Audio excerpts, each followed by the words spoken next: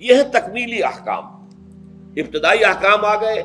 Number 2 میں صوم رمضان کا حکم آ گیا. نمبر 3 پر ہوا کیا تھا کہ جب روزوں کا حکم دیا گیا تو چونکہ مثال آپ نے رکھی تھی یہود کی کہ یہود جو ہے عاشورہ کا روزہ رکھتے ہیں تو ہم بھی کیوں نہ رکھیں، مسلمانوں تم بھی رکھو. اس سے گمان یہ کیا گیا کہ جو احکام یہود کی شریعت میں ہے روزے کے، شاید وہی ہماری شریعت میں بھی ہے. اور ان کی شریعت میں یہ تھا کہ رات کو سو گئے تو روزہ شروع ہو گیا، اور وہ روزہ اب نہ کوئی سحری ہے نہ رات میں کے دوران کوئی میاں اور بیوی جو ہے وہ ہم بستری کر سکتے ہیں، بلکہ یہ کہ وہ روزہ صبح سے لے کر پھر جب رات کے بعد صبح آئے گی، صبح سے پھر دوپہر اور شام اور غروب آفتاب پر جا کر روزہ ختم ہوگا. گویا کہ کم و بیش 20 گھنٹے کا روزہ یا 21 گھنٹے کا روزہ، کیونکہ اگر غروب آفتاب کے 3 گھنٹے بعد آدمی سو گیا تو وہاں سے جو روزہ شروع ہوا ہے تو غروب آفتاب پر اگلے روز جو ہے وہ ختم ہوگا، تو ہو جائے گا 20-21 گھنٹے کا روزہ. یہ روزے کا حکم لوگوں نے سمجھا، اس کی صراحت کوئی نہیں تھی. لیکن لوگ جو ہے چونکہ صراحت منفی بھی نہیں تھی مثبت بھی نہیں تھی، لہذا وہ رات کے وقت میں جب دن ہوتے تھے روزوں کے، ان کی راتوں میں وہ اپنی جو بھی ایک طبعی ضرورت ہے جو ہم بستری ہے میاں اور بیوی کی، شوہر اور بیوی کی، وہ کر گزرتے تھے. جذبات کے اندر جو بھی اس وقت ان کی احتیاج ہوئی، دل میں کھٹک رہتی تھی کہ پتہ نہیں ہم نے یہ صحیح کام کیا نہیں کیا، غلط کیا. تو اس سے یہ کہ ظاہر بات ہے کہ پھر قرآن مجید اسے قرار دے رہا ہے اپنے آپ سے خیانت کرنا. جب انسان اپنے ضمیر کے خلاف کوئی بات کر رہا ہو تو چاہے وہ بات صحیح ہے لیکن وہ اسے گناہ سمجھ کے کر رہا ہے تو اس نے تو گناہ کیا، وہ اپنے آپ سے تو خیانت کر رہا ہے. ایک شخص ہے وہ بکری کا گوشت کھا رہا ہے لیکن سمجھتا یہ کہ یہ سور کا گوشت ہے، تو اس نے تو سور ہی کا کھایا نا، اس نے بکری کا تو نہیں کھایا، لیکن اس نے سمجھا یہ کہ یہ سور کا گوشت اور کھا رہا ہے. تو اس حوالے سے ایک دغدغہ سا دل میں رہتا تھا، پریشانی. تو اب جو یہ 5ویں آیت ہے، طویل ترین آیت ہے اس سلسلے کی، اس میں روزے کے تکمیلی احکام آ گئے جو ابدی ہیں، آج تک قائم ہیں اور قیامت تک قائم رہیں گے. فرمایا احل لکم لیلۃ الصیام الرفث الی نسائکم، اے مسلمانوں روزے کی راتوں میں تمہارے لیے حلال کر دیا گیا ہے اپنی بیویوں سے اپنی خواہش کا پورا کرنا.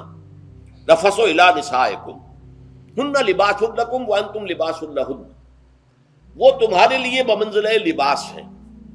جیسے لباس کے اور انسان کے بدن کے درمیان کوئی حجاب نہیں ہوتا، ایسے ہی شوہر اور بیوی کے درمیان بھی کوئی حجاب نہیں رہتا. ہن لباس لکم وانتم لباس لہن.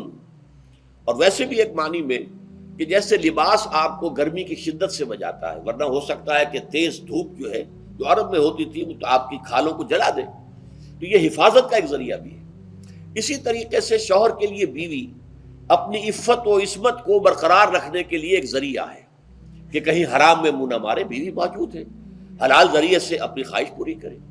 اور بیوی کے لیے شوہر اسی طریقے سے ایک ڈھال بن جاتا ہے کہ اسے خام خواہ ادھر ادھر دیکھنے کا کوئی خیال بھی کبھی نہ آئے، اس کی جو بھی نفسانی خواہش ہے اس کی شوہر پورا کر رہا ہے.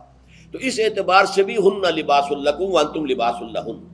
علم اللہ انکم کنتم تختانون انفسکم، اللہ کے علم میں ہے کہ تم اپنے آپ سے خیانت کر رہے تھے. اس کی وضاحت میں پہلے کر چکا ہوں کہ دل میں یہ دغدغہ تھا کہ یہ حرام کام اور کر رہے ہیں. یہ گویا کہ اپنے آپ سے خیانت، اللہ سے بغاوت نہیں تھی. کیوں کہ اللہ تعالیٰ کی طرف سے تو حکم تمہیں معلوم تھا ہی نہیں ابھی، آیا اس کی اجازت ہے یا نہیں ہے، لیکن اپنے آپ سے تو خیانت کر رہے ہو نا. تم یہ سمجھ رہے تھے کہ یہ نہیں ہونا چاہیے، یہ گویا کہ ممنوع ہے اور کر رہے تھے. تو اس کو کہا کہ تم اپنے آپ سے خیانت کر رہے تھے. علم اللہ انکم کنتم تختانون انفسکم فتاب علیکم، تو اللہ نے تم پر اپنی رحمت اور مغفرت کے ساتھ توجہ فرمائی، یعنی جو کچھ اب تک ہو چکا ہے اسے اللہ نے معاف کر دیا، اسے صاف کر دیا، کلین سلیٹ. اب تمہارا جو اعمال نامہ ہے اس میں اس طرح کا اگر کوئی عمل درج ہو گیا ہے تو وہ اللہ نے صاف کر دیا ہے. وعفا عنکم، اور تمہیں معاف بھی کر دیا ہے. فالآن باشروہن، تو اب تم ان کے ساتھ جو بھی تعلق زن و شو ہے اس کو اختیار کر سکتے ہو. فالآن باشروہن وابتغوا ما کتب اللہ لکم، اور حاصل کرو وہ کچھ جو کچھ اللہ نے تمہارے لیے لکھ دیا ہے. یہ تعلق زن و شے سے 2 چیزیں ہیں کہ جو مقصود ہیں. ایک تو سب جانتے ہیں اولاد، ہر انسان کی خواہش ہوتی ہے کہ میری نسل کا تسلسل باقی رہے. لیکن نمبر 2 ایک شے اور ہے، قرآن مجید میں بیان کیا گیا، بولے تسکنو الیہا، اس میں ایک سکون ہے، اس میں جو بھی عمل ہے مباشرت کا، اس میں ایک اعصابی طور پر سکون کی کیفیت انسان کو حاصل ہوتی ہے، تو یہ بھی مطلوب و مقصود ہے۔ تو ما کتب اللہ لکم، تمہارے لیے اللہ نے اس میں ایک تو اولاد کا معاملہ رکھ دیا ہے اور ایک تمہارے لیے سکون کا، لتسکنوا الیہا، تاکہ تم ان کی میرا اے چرخا نو لکھا نیوں کت دی دا پکا کڑے نی میرا اے چرخا نو لکھا